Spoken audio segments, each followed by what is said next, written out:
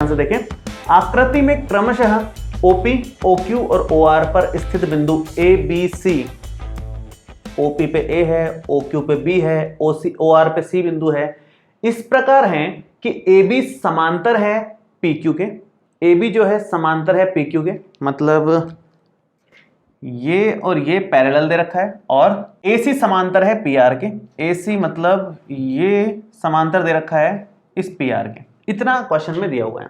मैंने आपको पिछले कई सारे एग्जाम्पल्स और क्वेश्चंस में ये बताया है कि जब भी आपको ये चीज दे रखी है, इसका मतलब समझ जाओ कि दो बार दे रखी है, इसका मतलब दो बार थेल्स प्रमेय लगेगी। जितनी बार आपको समांतर चीजें दे रखी हैं, समांतर रेखाएं दे रखी हैं, उतनी बार थेल्स प्रमेय लगेगी, क्योंकि समांतर मिलते ही थेल्स प्रमेय का रूल लग जाता है। यहां पर अनुपात बराबर कर सकते हो आप। तो यहां पर दो अलग अलग त्रिभुजों में ऐसा हो रहा है, इसका मतलब दो अलग अलग बार अलग अलग त्रिभुजों में ये थेल्स प्रमेय लगेगी, और अपने आप उन दोनों समीकरणों का इस्तेमाल करते हुए तीसरी अपने आप मिल जाएगी। ये अपने आप मिल जाएगी, इसमें आपको दिमाग नहीं लगाना पड़ेगा, ऑटोमेटिक आ जाएगा ये। मैं पहले इन दोनों में अप्लाई करता हूं थेल्स प्रमेय। तो सबसे पहले तो मैं लिख रहा हूं यहां पर क्या दिया है हमारे को। तो दिया है, दो चीज दी है हमारे को। एक तो AB समांतर है PQ के, और क्या दे रखा है AC समांतर है PR के। ये दिया हुआ है। सिद्ध करना है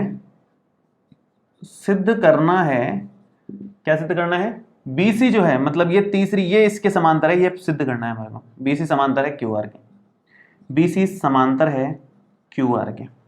अब शुरू कैसे किया जाए, शुरू यहीं से करेंगे। AB समांतर है PQ के। AB और PQ किस वाले त्रिभुज में दिख रहे हैं आपको, OPQ त्रिभुज में। OPQ त्रिभुज आप बाकी इधर का भूल जाओ, ये सब भूल जाओ, केवल OPQ त्रिभुज की बात करो तो AB जो है समांतर है PQ के। तो अब थेल्स प्रमेय लगाएंगे हम। तो यहां लिखते हैं हम लोग, त्रिभुज OPQ में AB समांतर है PQ के, अतः थेल्स प्रमेय से हम कह सकते हैं, क्या कह सकते हैं, देखो यहां से शुरू करते हैं। OA बटे AP अनुपात लेना है। OA बटे AP उल्टा रखा हुआ है ट्राइंगल, बराबर आएगा OB बटे BQ के। केवल इस ट्राइंगल को देखना है, बाकी सब नहीं दिखना चाहिए। तो OB बटे BQ के। समीकरण नंबर 1। सेम टू सेम दूसरे वाले के लिए। दूसरे वाले के लिए मतलब त्रिभुज दूसरा वाला इन दोनों के हिसाब से। ये दोनों रेखाएं किस त्रिभुज में दिख रही हैं आपको, OPR में। इस त्रिभुज में ये दोनों समांतर हैं, तो अनुपात आप आराम से बराबर कर सकते हो। तो आप लिखोगे त्रिभुज OPR में क्या है, देखें ध्यान से, AC समांतर है PR के, AC समानांतर है PR के, अतः थेल्स प्रमेय से हम कह सकते हैं कि OA बटे AP बराबर है, भाई इस वाले ट्राइंगल को देखना है जो बच गया उधर, ये और ये लाइन देखो, OA AP OC CR, समीकरण नंबर 2। जब भी आपको इस तरह से दो समीकरण मिल जाएं, आप समझ जाओ एक से मान उठा करके दूसरे में रखना है। मोस्टली ऐसा होता है। तो देखो यहां पर ये मान उठा करके, यहां से मान उठा करके यहां रख दें अपन, ये कॉमन चीज है दोनों में, इसका मान यहां रख देंगे हम लोग। तो आप लिखेंगे समीकरण 1 से मान समीकरण 2 में रखने पर, मान मैं उस तरफ करता हूं, देखो